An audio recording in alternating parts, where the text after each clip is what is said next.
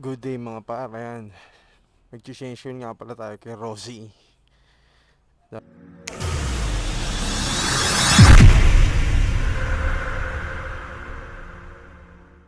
Dahil malapit na ang aming rides ng Bicol.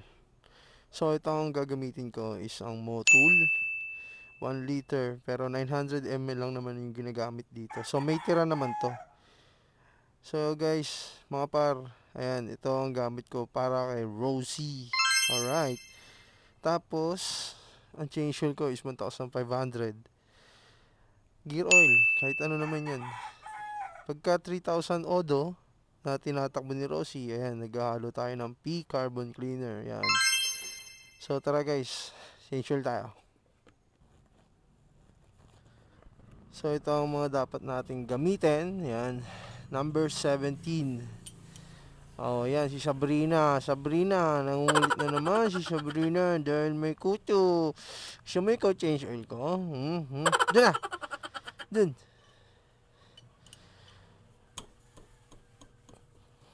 Yan. Dahan-dahan lang naman ng pitik-pitik lang ang pukpukan yan. May kamay lang yan mga par. Ilan days na lang mag-rides na kami ng Bicol.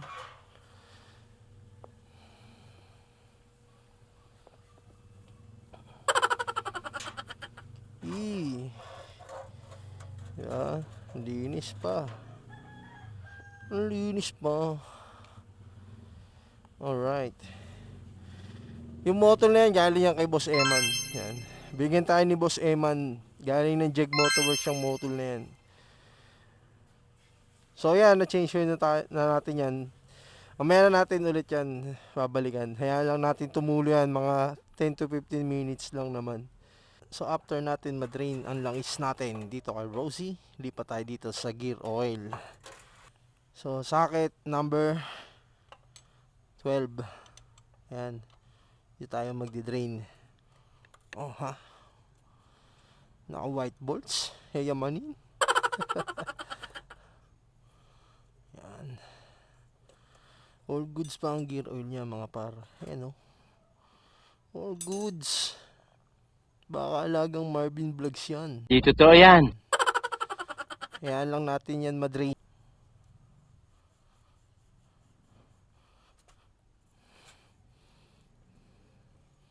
Alright. Higpitan muna natin ang kamay para hindi ma-lost thread pagka or hindi lumuwag. Tapos number 17. Sakto higpit lang.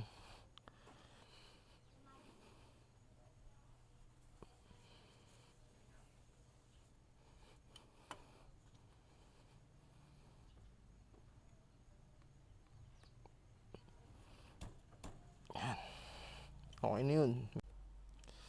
So tanggalin natin yung takip ng gear oil. Yan, ito. Yung crankshell nya. Hindi naman kailangan sobrang higpit niyan kasi nasa ibabaw naman yan eh. O, diba? So yun yung o-ring.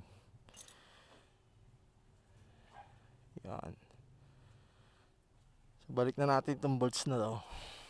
Yan, importante yan mga par. Punasan muna natin. Tapos babalik na natin yung bolts. Tamang higpit lang din to.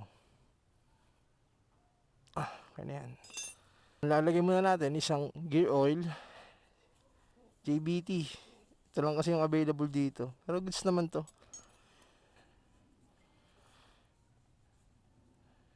Busin lang yan dyan.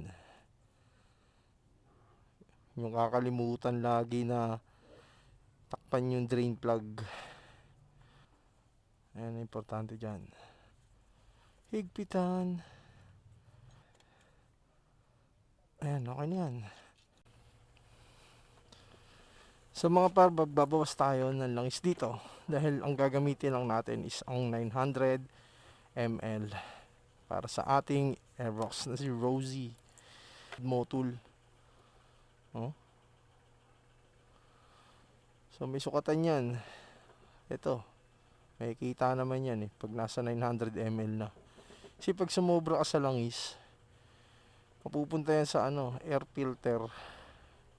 So may konti pa. Lagay pa tayo. Ayan. So yan mga par, sakto. 900 ml. Syempre, kailangan natin to, ang embudo. Para pag maglalagay tayo ng langis.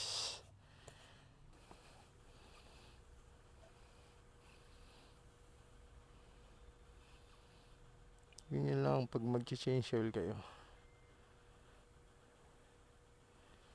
Daan-daan lang din ang paglalagay. Siyempre baka matapon. Huwag kayong magmamadali.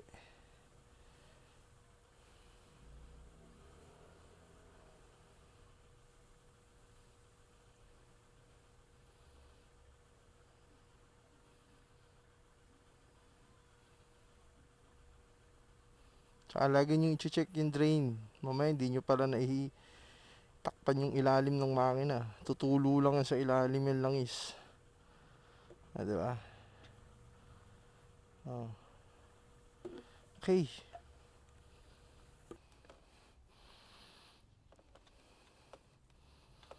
Yan, kahit kamay na lang panghimpit dyan. Okay na yan. So mga par, bago ang lahat, i-reset muna natin ang kanyang odo. Kasi pa 3K na siya pa 3K. So tuwing 3K ko siya nilalagay, P-carbon. So patayin muna natin. Buksan natin yung tangke. So re-reset natin yung kanyang tinakbo, yung trip. So 65 odo. 65 odo yung tinakbo niya. So re-reset natin yung trip niya. So hard reset lang naman yan eh. Hard press mo lang naman tong button na to. Kasi papunta na siya ng 3,000. So reset. So 0 ulit. So lalagyan na natin itong P-carbon. Ako nilalahat ko to eh. Kasi ano to eh, panlinis din to sa loob ng makina. Pag hinalo mo siya sa gas.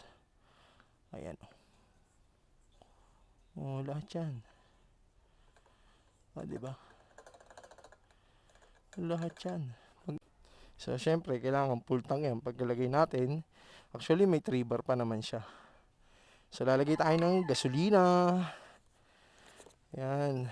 Galing ng Petron. So, lagay natin lahat yan. Diba? Always ready tayo. Inadala ko kasi itong gas tank na to eh, pag long ride.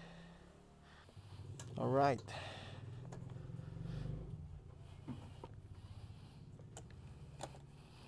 So yun lang mga par. Lagay na natin yung langis, yung gear oil. So tetestingin natin paanda rin. Smooth pa rin to.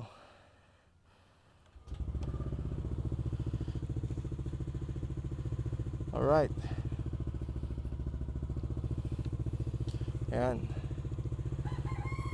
Tahimik ang kanyang makina.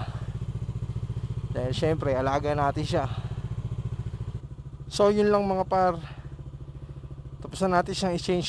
Ready na kami ulit sa rides papuntang Bicol, Bulusan. So let's go. Sheesh.